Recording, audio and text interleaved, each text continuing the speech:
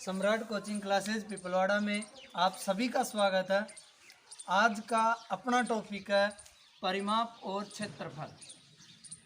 आज का टॉपिक होगा परिमाप और क्षेत्रफल। परिमाप और क्षेत्रफल। जैसे परिमाप, कोई भी आकृति ले लो, सबसे पहले टॉपिक उठाते हैं परिमाप। प्रश्न पूछ लेता हूँ वर्ग का परिमाप, आयत का परिमाप ज्ञात करने का सूत्र वगैरह कोई भी पूछ लेता है तो देखो सबसे पहले बात ये लगाओ परिमाप किसे कहते हैं। तो किसी भी आकृति के चारों ओर एक चक्कर लगाने पर तय की गई दूरी परिमाप कहलाता है। किसी भी आकृति के चारों ओर एक चक्कर लगाने पर तय की गई दूरी परिमाप कहलाता है।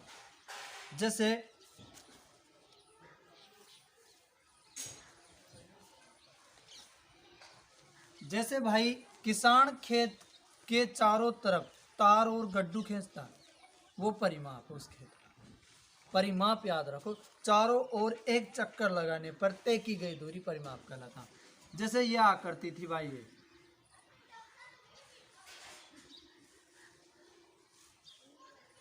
ठीक है, यह आकृति है वर्ग की, आकृति है वर्ग की। अब वर्ग का मतलब होता है ऐसा चतुर्भुज जिसकी चारों भुजाएं समान हो। मान लो ये 4-4 सेमी है चारों, इसे कहते हैं वर्ग। और वर्ग के साथ साथ ही चर्चा कर लेते हैं आयत की। अब अपन से क्वेश्चन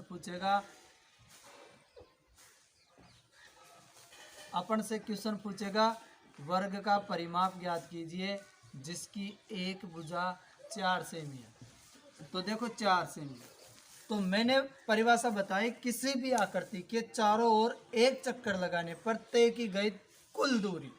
देखो 4 और 4 8, 8 और 4 12, 12 और 4 16। इसका परिमाप कितना आएगा? 16 आंसर आएंगे। 1 2 3 4, 4 भुजा ना, चारों भुजा को जोड़ दो, भुजा प्लस भुजा प्लस भुजा प्लस भुजा, आएंगे ना 16। तो 4 बार भुजा को जोड़ा तो अपन इसको 4 इंटू भुजा भी तो लिख सकते हैं, 4 इंटू 4 तो 16 तो आए थे। तो ये तो बन गया सूत्र और ये आ गए उत्तर। जब तुम्हें सूत्र याद नहीं आए तो परिमाप का मतलब होता है किसी भी आकृति के चारों ओर चक्कर लगाने पर तय की गई दूरी। 4 ये 4 ये 4 ये 4 ये हो गए 16, यही आंसर है। आयत में देखो, जैसे ये दे दिया 2-2 सेमी और ये दे दिया मान लो 5-5 सेमी। अब बताओ इसका परिमाप क्या होगा? तो 2 को और 5 को 7, 7 और 2 9, 9 और 5 14। इसका परिमाप कितना आएगा? 14। अब आंसर देखो, 2 बार तो ये लंबाई जोड़नी है अपने को, अरे 2 बार ये चौड़ाई जोड़नी है अपने को। तो 2 बार ही लंबाई जोड़नी है और 2 बार ही चौड़ाई जोड़नी है। अब दोनों में से 2 कॉमन ले लो, तो लंबाई प्लस चौड़ाई, तो 2 कोष्टक, लंबाई कितनी है इसकी? 5 और चौड़ाई कितनी है? 2। कोष्टक हटाने पर गुणा, 5 और 2 7, 7 दूनी हो गए 14, ये 14 आंसर। परिमाप की बात करते हैं तो परिमाप को सेमी या मीटर में लिखते हैं हमेशा, ठीक है। तो परिमाप का मैं एक ही सूत्र बताना चाहूंगा, किसी भी आकृति के चारों ओर चक्कर लगाने पर तय की गई दूरी परिमाप कहलाता है। अब देखो इसमें 4 भुजा थी तो 4 इंटू भुजा सूत्र है। इसमें 2 बार लंबाई और 2 बार चौड़ा, 2 बार लंबाई और 2 बार चौड़ाई है, 2 बार लंबाई या 2 बार चौड़ाई है। दोनों में से 2 कॉमन काट लिए, 2 कोष्टक L प्लस B। ये आयत का परिमाप का सूत्र हो गया, आयत का परिमाप। ये हो गया वर्ग का परिमाप। तो सूत्र भी बना सकते हैं अपने तरीके से और उत्तर भी आ सकते हैं। अब परिमाप तो हो गया।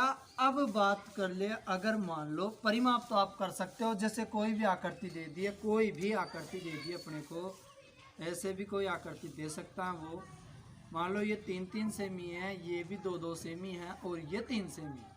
तो इसका परिमाप 2 और 3 5, 5 और 3 8, 8 और 3 11, 11 और 2 13 आंसर है इसके, बस 13 आंसर। अब अपने को सूत्र मालूम नहीं था, उसके बावजूद भी परिमाप आया। ये वर्ग है। वर्ग का सूत्र अगर आपको याद नहीं आए तो भी 4 4 8 4 12 4 16। ये आयत है, आयत का परिमाप का सूत्र आपको याद नहीं आए तो 2 और 5 7, 7 और 2 9, 9 और 5 14 आंसर है। और अगर आपको याद आ जाए वे 2 बार लंबाई जोड़ रहे हैं इसकी और 2 बार चौड़ाई जोड़ रहे हैं तो 2 बार लंबाई 2 बार चौड़ाई, दोनों में से 2 कॉमन काट दो, L प्लस बी। यह आयत का परिमाप का सूत्र हो गया। अब बात करें अगर इनका क्षेत्रफल पूछ ले, वर्ग का क्षेत्रफल, वर्ग का क्षेत्रफल, क्षेत्रफल पूछ ले तो क्षेत्रफल में कुछ नहीं है, लंबाई को और चौड़ाई को गुणा कर दो। अब इसकी लंबाई भी इतनी है, चौड़ाई भी इतनी है, आयत में चारों भुजा समान होती है तो लंबाई और चौड़ाई को गुणा करने पर यह आएगा भुजा गुणा भुजा, लंबाई भी और चौड़ाई भी भाई सेम है इसकी। तो 4 × 4 तो इसका क्षेत्रफल भी कितना आ जाएगा 16 वर्ग सेमी। क्षेत्रफल हमेशा हमेशा वर्ग में आता है, याद रखना। तो इसका क्षेत्रफल का सूत्र हो गया भुजा गुणा भुजा, और इसकी लंबाई चौड़ाई को गुणा करे, क्षेत्रफल का मतलब है लंबाई चौड़ाई को गुणा कर दो। तो लंबाई चौड़ाई देखो, लंबाई और चौड़ाई, लंबाई इंटू चौड़ाई, लंबाई कितनी है भाई इसकी 5 और चौड़ाई कितनी है कि 2, 5 दूनी 10 सेमी स्क्वायर। ये आंसर है इसका, आंसर आ गया। लंबाई चौड़ाई को गुणा कर दो तो क्षेत्रफल आ जाएगा, और लंबाई चौड़ाई चारों को जोड़ दो, जितनी भुजा उतनी हो, परिमाप आ जाएगा।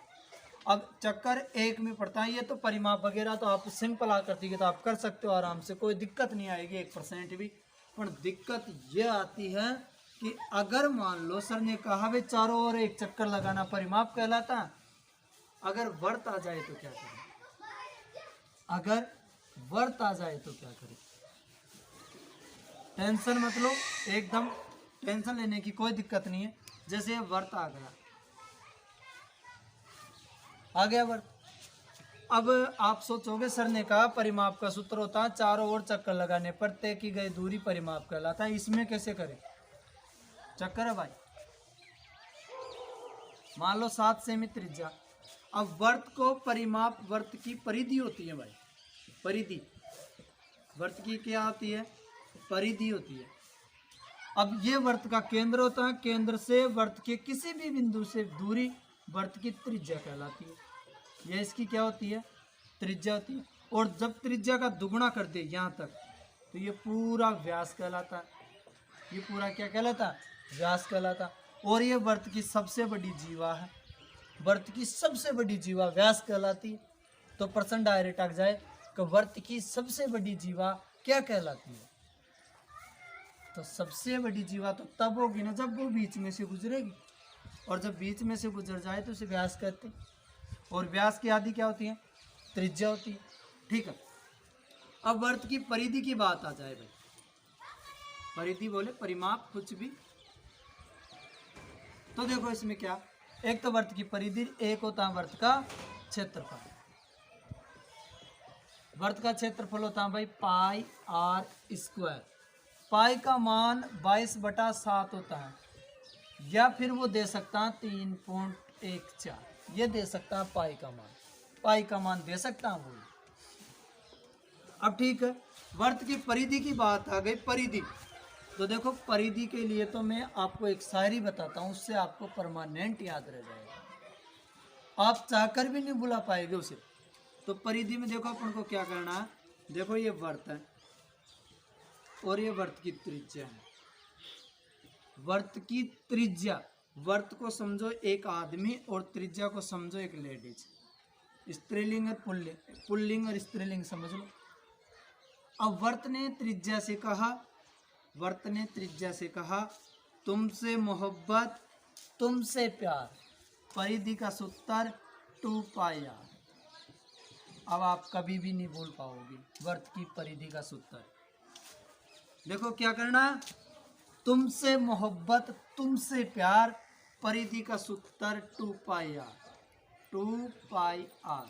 अब 2 का 2, इनके बीच में कोई चिन्ह नहीं है तो गुणा, पाई की जगह लिख देंगे 22/7, आर की जगह लिख देंगे 7, त्रिज्या 7 ही तो है ना इसकी, 7 से 7 काट दो तो 22 दूना 44 सेमी आ गई, ये आंसर हो।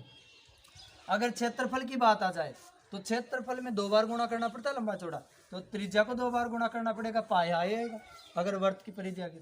तो क्षेत्रफल में ये पाई की जगह लिख देंगे 22/7, आर स्क्वायर था इसका मतलब 7 का स्क्वायर, तो 22/7, 7 का स्क्वायर मतलब 7 × 7, 7 से 7 काट दो, 22 अंते कितने आ गए 154। क्षेत्रफल हमेशा स्क्वायर में आता है, ये काम नोट कर लेना।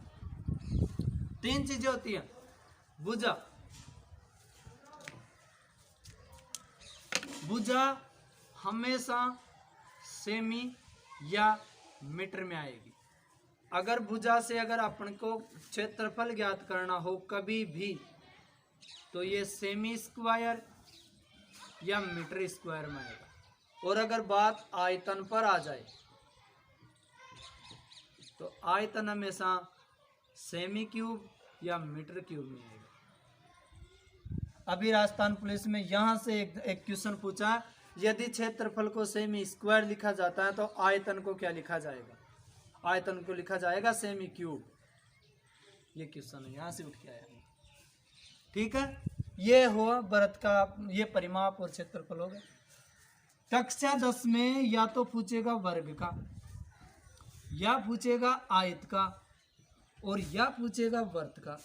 इसके अलावा वृत्त का ये परिमाप और क्षेत्रफल नहीं आता कक्षा 10 में। 15वीं प्रश्नावली में ये टॉपिक। एक सटीक बात कर लेते हैं एक साथ सारे सूत्र, ताकि आपको आसानी हो।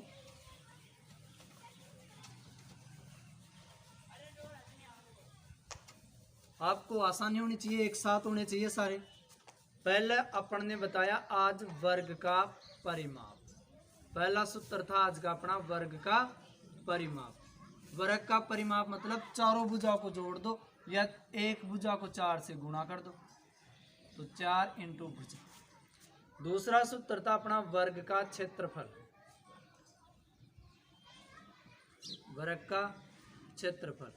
क्षेत्रफल का सूत्र हो जाएगा दोनों भुजा को आपस में गुणा कर दो, लंबाई और चौड़ाई को, तो भुजा × भुजा। फिर तीसरा सूत्र था अपना आयत का परिमाप। आयत का परिमाप में क्या होगा, 2 कोष्ठक, 2 बार लंबाई आएगी 2 बार चौड़ाई आएगी। फिर अपने का आएगा चौथा सूत्र आयत का क्षेत्रफल।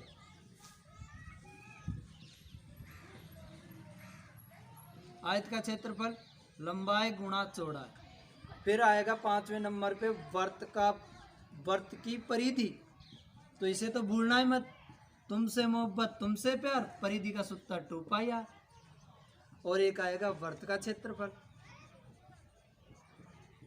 इसका सूत्र होगा πr²। इन्हीं में से एक क्वेश्चन आपसे पूछेगा। ये बात है भाई, और आप कोशिश करना, मेहनत करना, क्योंकि मेहनत कभी व्यर्थ नहीं जाती। मैंने तो एक ही चीज मानता हूं मैं तो, कि मेहनत करे तो कुछ भी मुश्किल नहीं है। ये 5-6 सूत्र आपके लिए, इनको ज़्यादा से ज़्यादा पढ़ना, और आप मेरे इसी प्रकार रोज़ क्लास देखते रहना। रोज़ देखोगे तो मैं वादा करता हूँ कि आपके क्वेश्चन नहीं छोड़ने दूंगा मैं। और एक बात अंत में कहूँगा, अगर मेरी क्लास आपको पसंद आए तो लाइक, कमेंट, शेयर और सब्सक्राइब कर दिया करो। ठीक है।